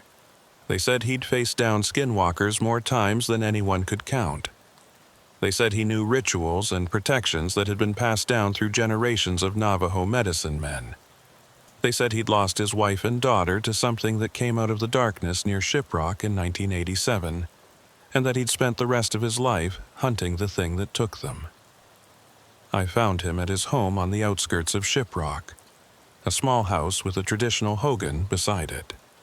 It was just after dawn, the November sun painting the desert in shades of gold and red. Shiprock itself loomed in the distance, its jagged peaks casting long shadows across the landscape. Frank was sitting on his porch when I pulled up, wrapped in a heavy blanket, a cup of coffee steaming in his hands. He was in his 60s with a face like weathered leather and eyes that had seen too much. He watched me approach without speaking, his expression unreadable. "Sergeant Montoya," he said when I reached the porch. "I was wondering when you'd come. You know who I am? I know your grandmother. Knew her, I should say. Rosa Montoya. She died in 1978 before you were born. But I remember her." He took a sip of his coffee. "I also know why you're here. The creature that attacked Amy Patterson last night. It came to my house. It said things about my family, about a debt." Frank nodded slowly. "Sit down, Sergeant. This is going to take a while." I sat in a weathered wooden chair beside him, looking out at the desert. The morning was cold, my breath misting in the air, but Frank didn't seem to feel it. He just sat there, staring at Shiprock, gathering his thoughts. "Your great-grandmother, Rosa Montoya, was a complicated woman," he began. "She was born in 1920, right here on the reservation. Her father was Navajo, her mother was Mexican. She grew up between two worlds, never fully belonging to either." He paused, his eyes distant. "Rosa had the gift. That's what the old ones called it. She could see things that others couldn't. Spirits, energies, the thin places where our world touches the next. In another time, she might have become a medicine woman. But Rosa was ambitious. She wanted more than the reservation could offer. She wanted power. What kind of power? the kind that comes with a price. Frank turned to look at me, and his eyes were hard. In 1952, Rosa made contact with something at Shiprock. Something old. Something that had been there since before the Navajo, before the Anasazi, before any human walked this land. A skinwalker? Worse. The skinwalkers are humans who have chosen to become monsters. They give up their humanity in exchange for power. But the thing that Rosa contacted, that's what creates the skinwalkers. It's the source, the original. Some of our elders call it the first walker. Others call it the hunger that never sleeps. I felt a chill that had nothing to do with the November cold. What did Rosa want from it? She wanted protection. Rosa had made enemies, people she'd wronged, debts she couldn't pay. She was afraid for her life. So she went to Shiprock during the dark of the moon and performed a ritual that had been forbidden for generations. She called to the first walker and it answered. What did it ask for in return? Frank was quiet for a long moment. A child, he finally said. The first walker feeds on innocence, on potential, on the life that hasn't been lived yet. Rosa had a sister, younger than her by 15 years. A girl named Lucia, just 7 years old. No. Rosa led Lucia to Shiprock and gave her to the first walker. In exchange, it promised to protect Rosa and her descendants for 3 generations. 70 years. I did the math in my head. 1952 plus 70 years was 2022. The protection ended last year. Yes. Frank stood up and walked to the edge of the porch, looking toward the Shiprock. For 70 years, your family has been shielded. The skinwalkers couldn't touch you. The dark things that hunt in the night couldn't find you. But that protection came at a cost. And now the bill is due. What does it want? What it always wants. A life for a life. A child of Rosa's bloodline to replace the one she sacrificed. I don't have any children. My daughter Sophia is 24. Frank turned to look at me, and there was pity in his eyes. Age doesn't matter to the first walker. To something that old, we're all children. Your daughter, your nieces, your nephews. Anyone who carries Rosa's blood is a potential target. The first walker will hunt them down, one by one, until the debt is paid. I stood up, my hands clenched into fists. There has to be a way to stop it, to break the contract. There is. But you won't like it. Tell me. Frank sighed. The ritual that Rosa performed created a bond. A connection between her bloodline and the first walker. That connection can only be broken by returning to the place where it was made and performing a counter-ritual. Someone of Rosa's blood must go to Shiprock and face the first walker directly. And then what? Then you offer it a choice. Another sacrifice or a challenge. What kind of challenge? The old stories say that the first walker respects strength, courage, the willingness to face death without flinching. If you challenge it and survive until dawn, the contract is voided. Your family is free. And if I don't survive, then it takes you, and it takes everyone you love, and your family's bloodline ends tonight. I stood there on Frank's porch, looking at the jagged silhouette of Shiprock against the morning sky. My whole life, I'd tried to be a rational man, a modern man. I'd rejected my mother's stories, dismissed her warnings, laughed at the old superstitions. And now those superstitions were coming for my family. How do I find it? I asked. How do I get to Shiprock and challenge this thing? Frank studied me for a long moment, then nodded slowly. I'll take you. Tonight, when the sun goes down. But first, you need to prepare. Body and spirit. Because what you're about to face, Sergeant Montoya, is older than fear itself. I spent the rest of the day preparing. Frank gave me a list of things to do. Some of them made sense. Don't eat anything after noon. Don't drink alcohol. Get as much rest as possible. Others seemed like pure superstition. Wear a certain combination of colors, carry a pouch of corn pollen and tobacco, avoid looking at your reflection after sunset. But I did all of it, every single thing on that list, because I was done dismissing the old ways. I was done pretending that the world was rational and safe and explainable. Something had come to my home. Something had spoken my name. And tonight, I was going to face it. I called my daughter Sophia around noon. She was at work, her voice bright and cheerful, completely unaware of the danger she was in. "Hey, Dad, what's up? Just wanted to hear your voice, mija." I tried to keep my tone light. "How's work?" "Busy. We're slammed with holiday orders. But I've got Thanksgiving off, so I'll see you next week, right?" "Right." I paused, struggling to find the words. "Sophia, I need you to do something for me. I need you to stay inside tonight. Don't go out after dark. And if anyone comes to your door, anyone you don't recognize, don't open it." "Dad, you're scaring me. What's going on?" "Nothing. Just please, do this for me. I'll explain everything when I see you." She agreed, reluctantly, and I hung up before I could say anything else. Before I could tell her that I loved her, that I was proud of her, that she was the best thing I'd ever done with my life. Because if I started saying goodbye, I might not be able to stop. Frank picked me up at sunset. His truck was old, a battered Ford that had seen better decades, but the engine ran smooth and quiet. We drove west on Highway 64 toward Shiprock, and neither of us spoke. There was nothing left to say. The rock formation appeared on the horizon just as the last light faded from the sky. Even in the darkness, I could see its outline, a massive black shape against the stars. It looked like something from another world, a monument to forces that humanity was never meant to understand.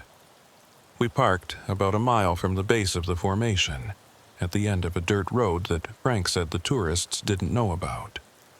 The night was cold and clear, the temperature already dropping below freezing. I could see my breath in the beam of my flashlight. "From here, you go alone," Frank said. He handed me a small bundle wrapped in leather, corn pollen and sacred tobacco. "When you see the first walker, throw this at its feet. It won't stop it, but it will slow it down. Buy you time. How much time? Maybe a minute, maybe less." Frank's face was grim. "The important thing is to keep moving, stay in the open. Don't let it corner you. And whatever you do, don't run. The first walker feeds on fear. If you run, you're admitting that you're prey, and prey gets eaten." I took the bundle and tucked it into my jacket. "What happens if I survive until dawn?" "Then come back to the truck. I'll be waiting." He paused. "And if you don't come back by sunrise, I'll know what happened. I'll make sure your daughter is protected. There are others like me, others who know the old ways. We'll keep her safe." I wanted to thank him, but the words stuck in my throat. Instead, I just nodded and started walking toward Shiprock. The terrain was rough, rocky, and uneven, dotted with the sagebrush and the occasional juniper tree. I kept my flashlight on, sweeping it back and forth across the ground in front of me, watching for snakes and sinkholes. But I knew the real danger wasn't underfoot. It was waiting up ahead. I heard it before I saw it. A sound like breathing, deep and slow, coming from the darkness beyond my flashlight beam. And underneath that breathing, a low, humming sound. The same sound I'd heard at my house the night before. The sound of something ancient stirring to life. Gabriel Montoya.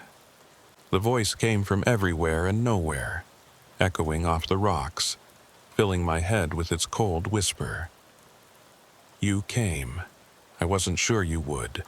Most of your kind prefer to hide, to pray to gods that cannot help them, to pretend that we don't exist." I stopped walking and turned in a slow circle, trying to locate the source of the voice, but there was nothing to see, just darkness and rocks and the looming shadow of Shiprock. "I'm here," I called out. "I've come to challenge you." Laughter. A horrible, grinding sound like boulders scraping together. "Challenge me? You don't even know what I am." Your ancestor, Rosa, she understood. She looked into my eyes and saw the truth. The truth broke her mind, but at least she understood. "I saw you at my house. You looked like a man. I look like whatever I want to look like." The voice was closer now, circling around me. "I've worn 1,000 faces. 1,000,000. I've been worshipped as a god and feared as a demon. I've watched your species crawl out of the mud and build your little civilizations, knowing that one day I would tear them all down." Something moved at the edge of my flashlight beam, a shape low to the ground, circling. "Why?" I asked, trying to keep my voice steady. "Why do you do this? What do you gain from tormenting us?" The shape stopped moving. 2 yellow eyes opened in the darkness, reflecting my flashlight beam like mirrors. "You still don't understand." The voice was right in front of me now, close enough that I could smell its breath. That same rotting smell that Amy had described. Meat left in the sun. Death warmed over. "I don't torment you because I gain something.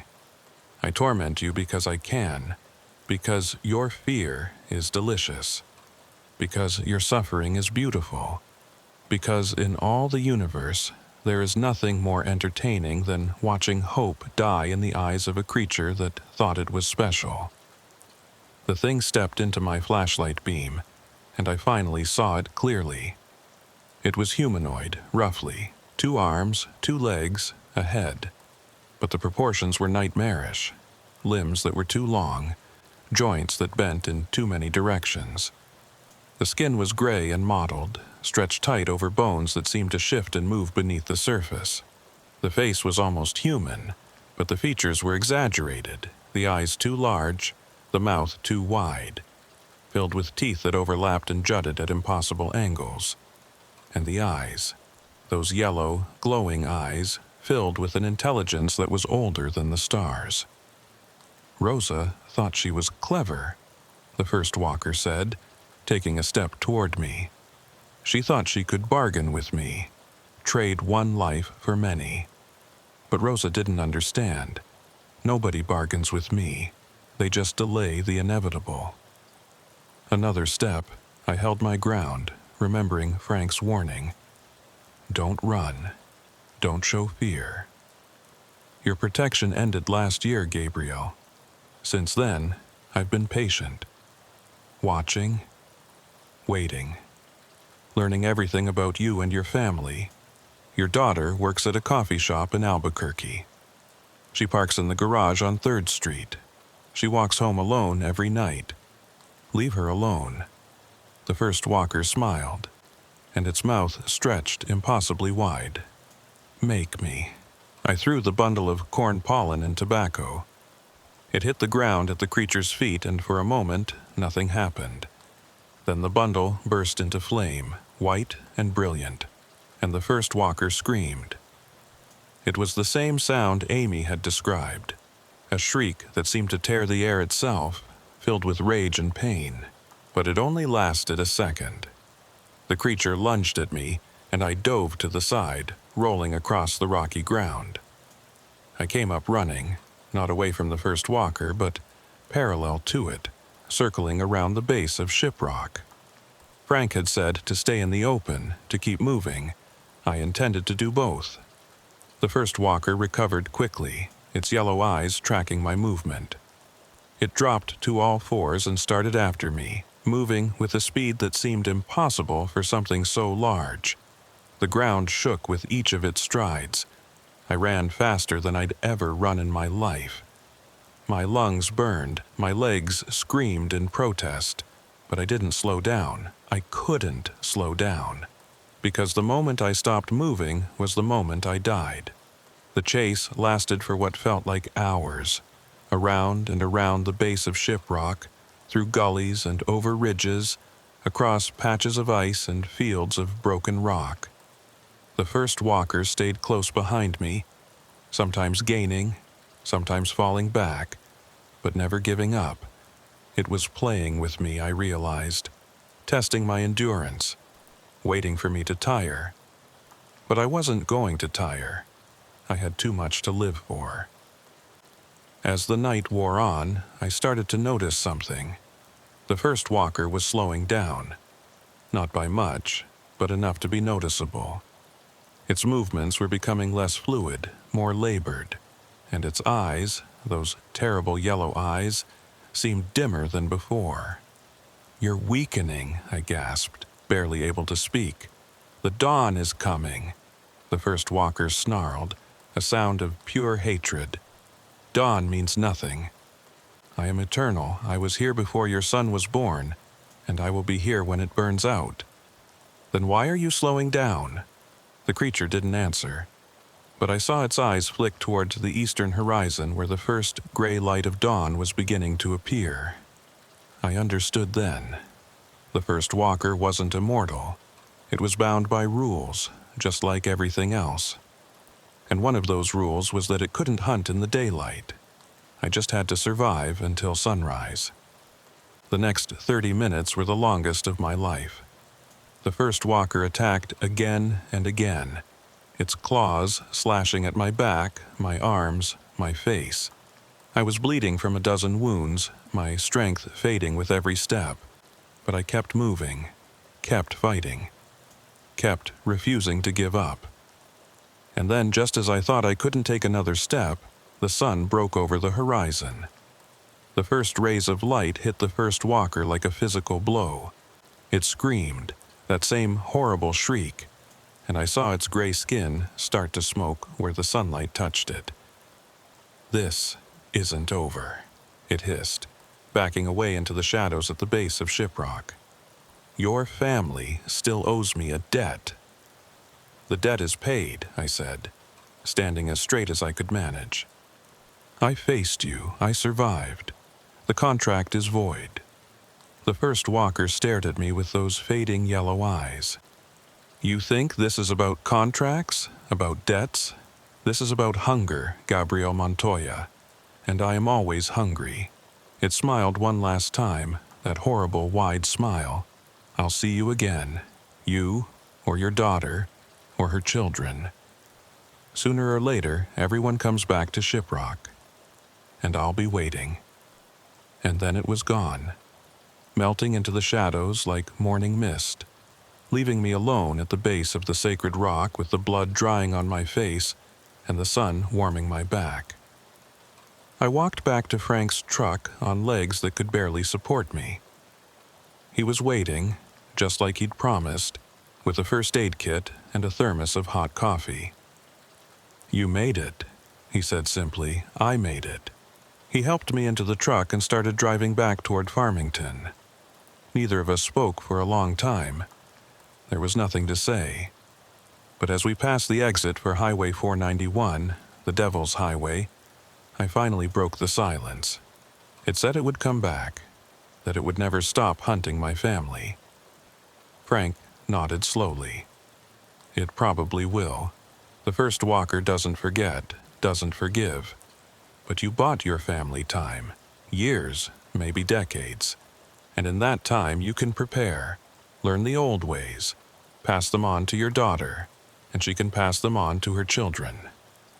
He glanced at me, and for the first time I saw something like hope in his eyes.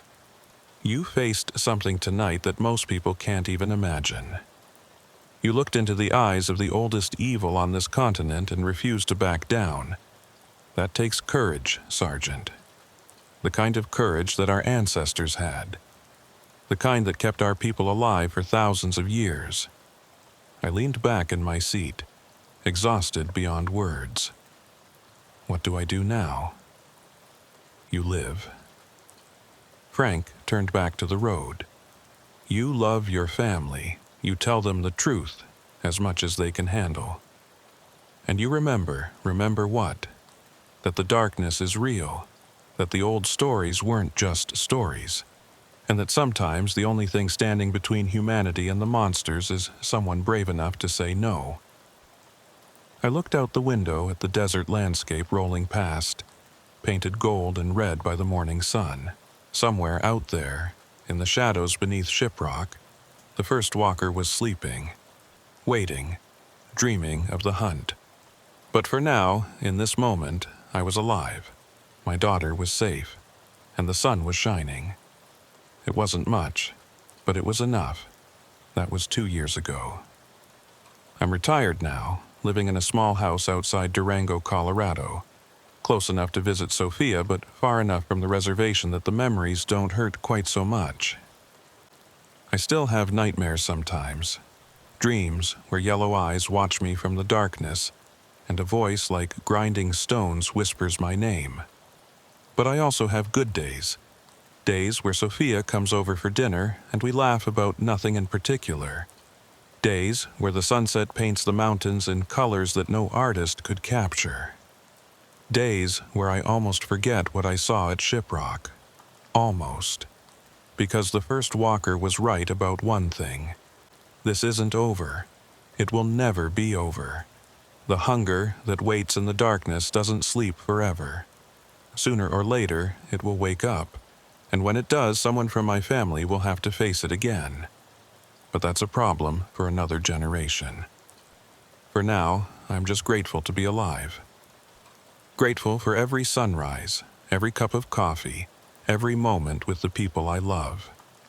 And if you're listening to this story, if you've made it this far, I hope you understand what I'm trying to tell you. The monsters are real, the darkness is real, and the only thing that keeps them at bay is our refusal to give in to fear. So don't be afraid. Be angry, be determined, be ready to fight for the people you love, no matter what comes out of the shadows, because the Skinwalkers are out there. The first walker is out there, and they're always hungry. But so are we. Sleep well tonight, friends. And remember, the sun always rises, even after the darkest night.